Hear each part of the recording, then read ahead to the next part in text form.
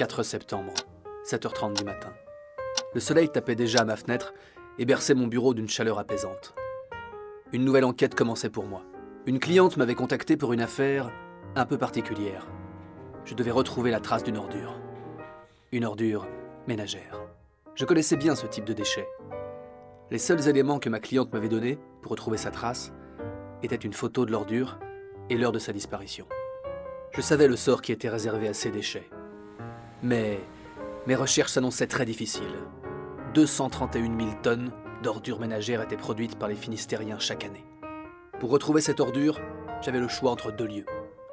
La filière compostage et la filière incinération.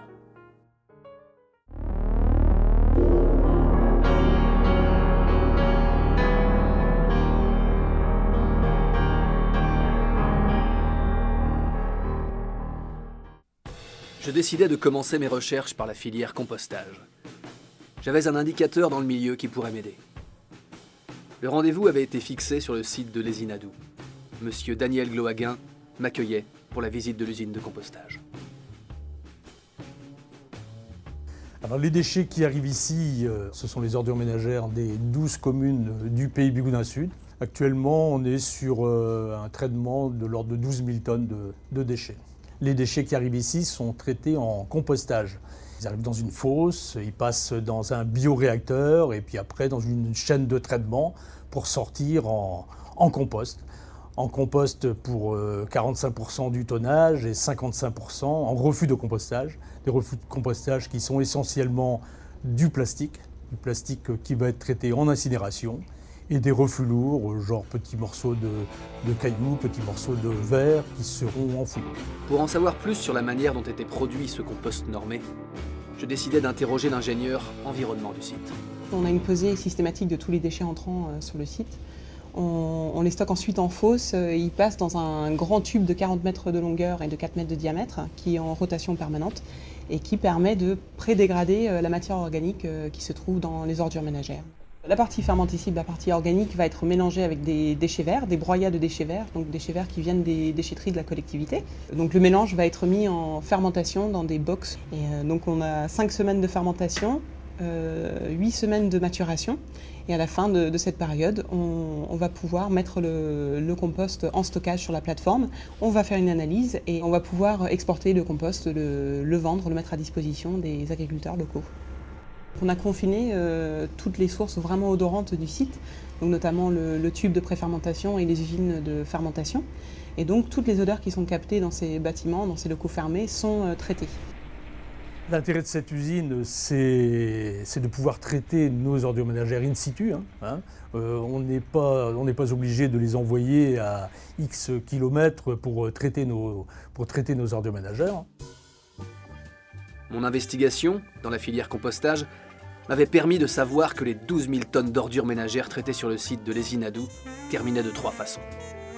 Soit dans les 6 000 tonnes de compost, soit dans les 5 000 tonnes de refus légers traités en incinération, soit dans les 1 000 tonnes de refus lourds stockés en installation de stockage de déchets non dangereux. Je n'avais pas retrouvé l'ordure ménagère que je recherchais dans la filière compostage. Cela signifiait qu'elle avait probablement fini incinérée. 12 000 tonnes d'ordures ménagères étaient traitées par le compostage, 219 000 par l'incinération. Les chiffres l'attestaient. L'incinération était le lot de beaucoup d'ordures. L'usine d'incinération de Brest serait donc mon prochain lieu d'investigation. Stéphane Baron, le directeur général du site, m'attendait. J'espérais bien obtenir les informations que je recherchais. Les déchets traités aujourd'hui dans l'usine d'incinération du Spernote sont des déchets d'origine ménagère, donc des ordures ménagères recyclables, des déchets d'origine hospitalière et puis des déchets dits incinérables qui peuvent provenir soit des industriels, soit par exemple de la marine ou de DCNS principalement. Ça représente chaque année 125 000 tonnes de déchets qui sont incinérés sur le site. Donc les collectivités nous amènent les ordures tous les matins. Ces ordures sont déchargées dans une fosse, une grande fosse, et elles sont reprises par un grappin et puis acheminées jusqu'au four où a lieu l'incinération et à partir de là la production d'énergie associée. Donc l'incinération permet de chauffer en fait de l'eau, de produire de la vapeur. Donc c'est la première source d'énergie, c'est effectivement la chaleur. Donc nous produisons 117 000 MWh de chaleur par an sur le Spernote. Et en complément, nous produisons aussi de l'électricité, puisqu'il y a des périodes effectivement où nous n'avons pas besoin de cette chaleur. Et nous sommes effectivement amenés à produire de l'électricité qui est revendue à EDF sur le réseau. Nous alimentons évidemment donc, les hôpitaux. Et ensuite nous alimentons par exemple l'UBO, donc l'Université de Bretagne occidentale, ainsi qu'un certain nombre de bâtiments administratifs et des habitations de type HLM. Donc en pourcentage, je dirais que l'autoconsommation sur le site représente à peu près 20% de la production globale d'énergie électrique, pour 80% qui sont revendus donc, à EDF. Il me restait encore une chance. L'ordure que je recherchais se trouvait peut-être parmi les résidus issus de l'incinération. Donc l'incinération produit deux types de sous-produits. Donc nous avons d'abord les mâches-fer, effectivement d'incinération. Donc ces mâches-fer sont mis en maturation pour en fabriquer un score grave qui va servir à aller en sous-couche de voirie. Les Rofium, quant à eux, aujourd'hui tout part à l'enfouissement depuis le printemps 2013.